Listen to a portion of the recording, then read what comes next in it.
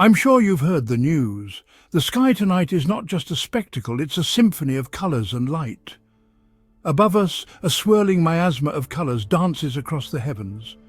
Clouds, seemingly made of pure energy, pulse and undulate like the currents of a primordial ocean.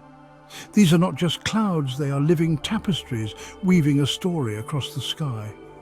Every now and then bursts of light pierce through the ethereal veil, casting an eerie, otherworldly glow over the landscape.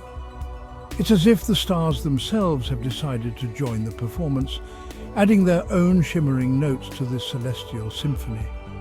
Visual artists, take a moment to let this wonder seep into your soul. Feel the awe, embrace the inspiration, and let your creativity soar. Witness the otherworldly beauty of a pulsating sky and let it ignite your imagination. The very notion of delving deeper into the secrets of this enigmatic realm fills the mind with a profound unease, for to gaze upon the true face of the divine would be to confront the abyss that lies at the heart of existence itself. Within the towering alien structures that dominate the landscape, one senses the presence of an unfathomable intelligence, a consciousness that operates on a scale and in a manner utterly foreign to the human experience. The more one tries to fathom the nature of this divine power, the more it seems to recede, cloaked in impenetrable layers of mystery and shadow.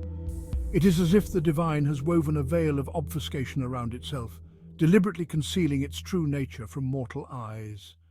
And yet the tantalizing glimpses that occasionally emerge, the flashes of unearthly light, the whispers of inhuman voices, only serve to heighten the sense of dread and fascination. What unspeakable horrors might lie coiled at the core of this alien realm, guarded by an intelligence that is fundamentally irreconcilable with the human experience? To even contemplate such a notion is to risk plunging one's mind into a yawning abyss of existential terror, for the divine may not be the benevolent, all-loving entity that so many have yearned for, but rather a force of unimaginable, indifferent power. The more one probes the edges of this enigmatic realm, the more the ground seems to shift and tremble beneath one's feet. The very fabric of reality appears to warp and distort, as if the divine presence itself is actively resisting any attempts to uncover its true nature. And so, the mind is left to grapple with the unsettling possibility that the divine is not the source of comfort and salvation, but rather a source of unending dread and despair, a cosmic force that is utterly indifferent to the plight of humanity, and that may, in the end, be the harbinger of our ultimate and inescapable doom.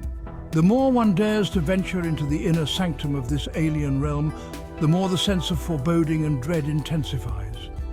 The air itself seems to grow thick and oppressive, as if the very atmosphere is imbued with a palpable aura of malevolence.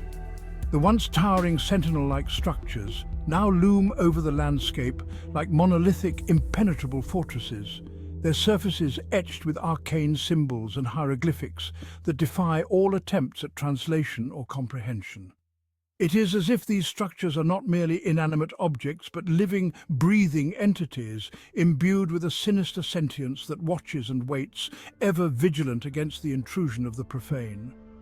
And within the heart of this enigmatic realm, one senses the presence of an intelligence that is so utterly alien, so profoundly removed from the human experience, that the very act of attempting to understand it threatens to unravel the fabric of one's sanity.